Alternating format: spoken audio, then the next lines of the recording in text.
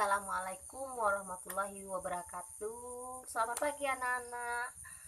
Bagaimana kabar kalian hari ini? Sehat? Hari ini hadir semua anak-anak. Hari ini kita akan membahas cerita fantasi. Sebelum kita belajar, kita berdoa terlebih dahulu. Seperti biasa, berdoa dimulai.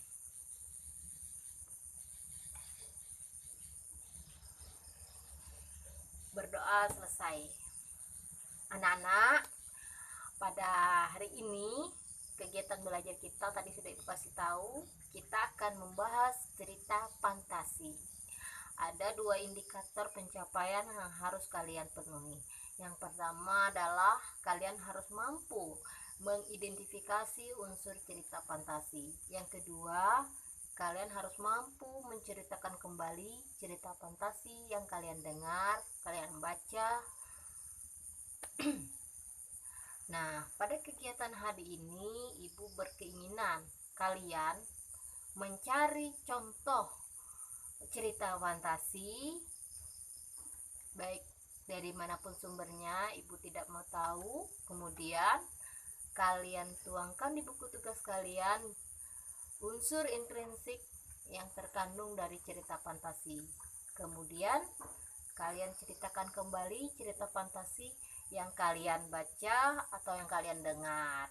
Nah, sebelum itu Ibu pengen kasih tahu kepada kalian semua, sebenarnya sudah tahu tidak cerita fantasi itu seperti apa? Oke, cerita fantasi adalah suatu cerita yang ditulis berdasarkan imajinasi si penulis. Itu artinya cerita fantasi adalah sesuatu yang tidak nyata. Artinya apa? Dalam cerita fantasi itu mengandung unsur-unsur yang mustahil. Misalnya di dunia nyatanya tidak akan pernah di dalam dunianya cerita fantasi terjadi keajaiban,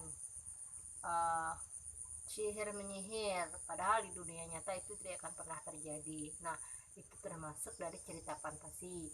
Kemudian cerita fantasi biasanya bertemakan kerajaan-kerajaan ya, kemudian bersifat santai, enjoy. Kemudian cerita fantasi biasanya diadopsi dari, tadi Ibu udah kasih tahu ya, dari dunia hayalan.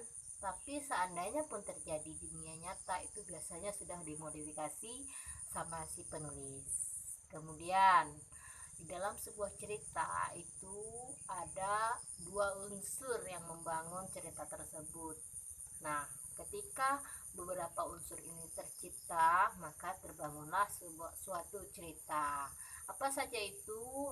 Yang pertama adalah unsur intrinsik. Itu unsur yang membangun berdasarkan dari dalam, dari jiwanya karangan cerita fantasi tersebut. Contohnya apa? Latar. Dia menceritakan di mana letak terjadinya cerita tersebut. Misalkan di suatu wilayah di Ponorogo atau apalah itu ya. Misalnya kayak ceritanya Rapunzel, misalkan di atap rumah yang tinggi, menara. Nah, menaranya itu termasuk dari bagian latar tempat. Nanti latar setting juga ada suasana malam dan sebagainya. Nah, yang kedua, kemudian alur. Kalian sudah tahu ada 3 alur biasanya di dalam cerita, tapi biasanya yang digunakan hanya satu alur. Nanti kalian cari sendiri. Nah, kemudian ada unsur namanya ekstrinsik. Itu biasanya unsur yang membangun berdasarkan dari luar, biasa dipengaruhi budaya, adat dan sebagainya, sehingga cerita itu tidak lebih mengenalkan apa yang ada di dalam dunianya si penulis. Ketika seorang membaca, maka ia akan tahu dunianya si penulisnya seperti apa, budayanya seperti apa, dikenalkan. Demikianlah pada pertemuan kita hari ini. Tugasnya dikumpul setelah 10 menit dari sekarang. Demikianlah Ibu sampaikan, Ibu ucapkan semoga kalian bisa memahami, bisa mengerti apa yang Ibu sampaikan, dan kalian bisa mengerjakan tugas dengan sebaik-baik mungkin. Ibu akhiri, Assalamualaikum warahmatullahi wabarakatuh.